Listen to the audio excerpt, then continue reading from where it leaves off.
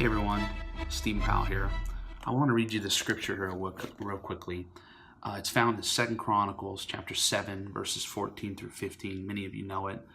It says, "If my people who are called by my name will humble themselves and pray and seek my face, turn from their wicked ways, then I will hear from heaven, forgive their sin, heal their land. Now my eyes will be open, my ears attentive to the prayer made in this place." I don't know about you guys, but I believe that the word of the Lord endures forever. I believe that this scripture applies to today just as much as it applied to the day that it was spoken into. I believe with all my heart that God is speaking to the American people and also to the church that we need to humble ourselves.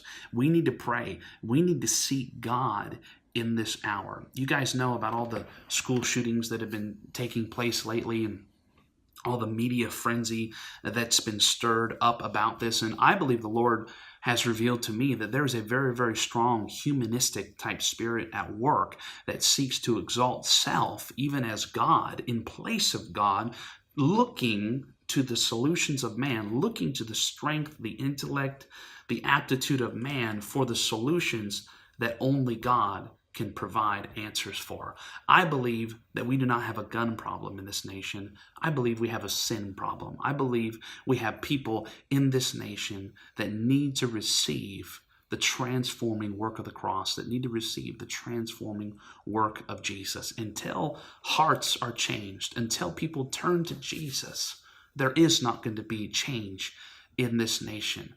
And I tell you, saints, I have real concern over some of the direction that the charismatic church has gone in America. There seems to be this same humanistic spirit that's at work, in the world, at work in the charismatic church as well. When did we start thinking that we could turn to our own efforts, that we could turn to our own aptitude, our own intellect, our own wisdom, our own ways for solutions, to problems like this?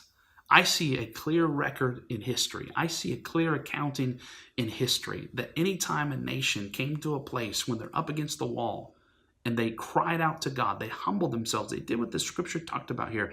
They humbled themselves, they prayed, that God answered, God heard their prayer. And we see the effects of that throughout history. We see the effects of reformation, revival, literally when God comes down and shakes entire nations for his glory in response to God's people seeking him.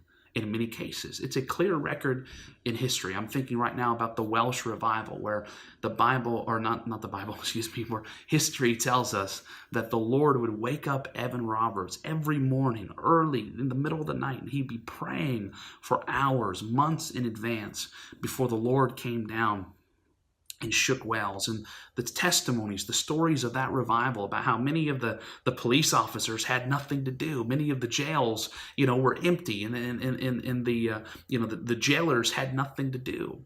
It happened in that revival. It happened in revivals like, the Rochester revival in the 1830s with Charles Finney right here in this nation, where literally, the cops would form quartets, singing quartets to go around and sing and spread the love of God, the joy of the Lord, because they had nothing to do. There was no violence. I don't know about you guys, but I believe that God wants to do that again in our day. But we need to humble ourselves. We need to pray. We need to seek his face, and we need to appeal to heaven for God to do what only he can do.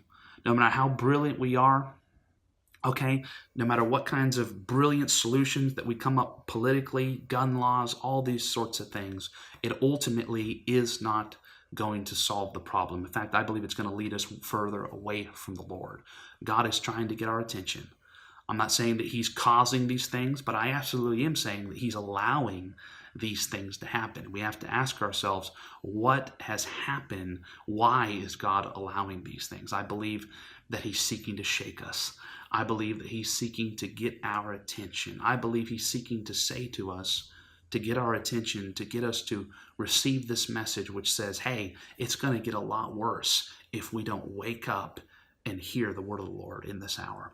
Let's hear the word of the Lord. Let's humble ourselves.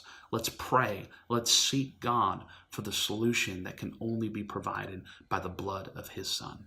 Amen. If you guys like this video, please go ahead and share it. Comment below. Thanks for listening. God bless.